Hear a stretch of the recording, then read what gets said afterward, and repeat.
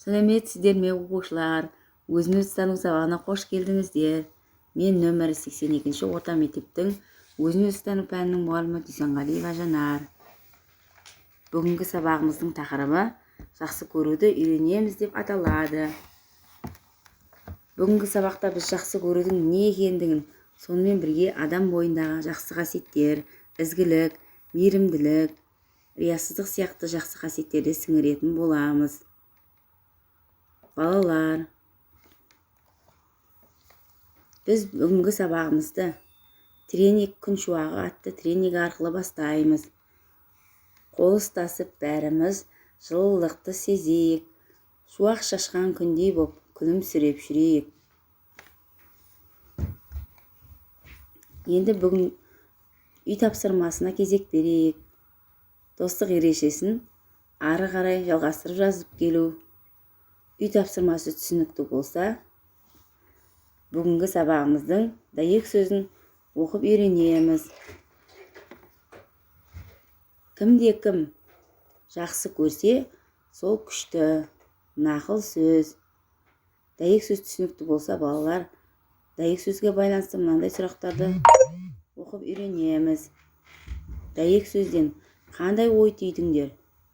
Не себепті жақсы көре білетін адамды күшті адамға теңейміз? Жақсы көре білетін адамның бойында қандай қасиеттер болады деп ойлайсыңдар? Балалар, енді біз шынайы сүйіспеншілік атты әңгімені түсініп оқимыз. Костя үнемі анасына оны өте жақсы көретінін айтатын. Костя мен әкесі анасының туған күніне бір шоқ раушан гүлін сатып алды. Бала раушан гүлдерді үйге әкеле жатып, қуанышпен әкесіне: «Әке, анама осы әдемі гүлдерді сыйлаған кезде біздің оны жақсы көретініміз көрінеді ғой», деді. Үйге келген соң әкесі мен баласы анасына: «Біз сені өте жақсы көреміз» деген сөздермен бір шоқ гүл шоғын сыйлады. Анасы осындай ықыластан бақытқа бөленіп, күні бойы жүзінен күлкі кетпеді. Костя мен әкесі бірге анасына осындай сүйіспеншілік танытқанына мәз-майрам болды. Ертеңіне Костяның ата-анасы қонаққа шақырылды. Кешкісін кетер алдында анасы Костядан қарындасына есеп шығаруға көмектесуін өтінді. Бұл кезде ол теледидардан өзінің сүйікті топтамасын көріп отырған болатын. Костя анасының өтінішін ести салысымен ашуланып былай дейді: «Анашым, мен қазір Дашаға сабақ дайындай алмаймын. Көріп тұрсыз ғой, сүйікті топтамамды көріп отырмын. Балам, сосын кеш болады және Даша екеуіңе ұйықтау керек», деді анасы айтқанын көндірмекші болып. «Анашым, бірақ мен бұл топтаманы жібере алмаймын», деп Костя қарсылық білдірді. «Ал кеше ғана мен өте жақсы көретініңді айтып едің ғой», деп мұңайды анасы. «Иә, жақсы көретінімді айттым. Сондықтан гүл сыйладым», деп растады Костя. «Ал бүгін сен мені жақсы көрмейсің бе?» деп сұрады анасы кенеттен. «Анашым, мен сені өте жақсы көремін. Оның бұған қатысы не?» деді Костя. Осы арада әкесі сөзге араласты. «Костя, кеше анаңды жақсы көретініңді білдірмекші болып гүл сыйлағаның әлбетте жақсы болды. Алайда гүл, сыйлық және сөз бұлар біздің адамға деген сезіміміз бен ықыласымыз ғана. Егер сен біреуді жақсы көрсең, сөзбен емес, іспен көрсетуің керек». «Әке, ал мен сүйіспеншілігімді қалайша іспен көрсете аламын?» деді Костя. «Егер сен анам екеумізді шынымен жақсы көрсең, онда сен бізді тыңдап, әркез көмектесуің керек.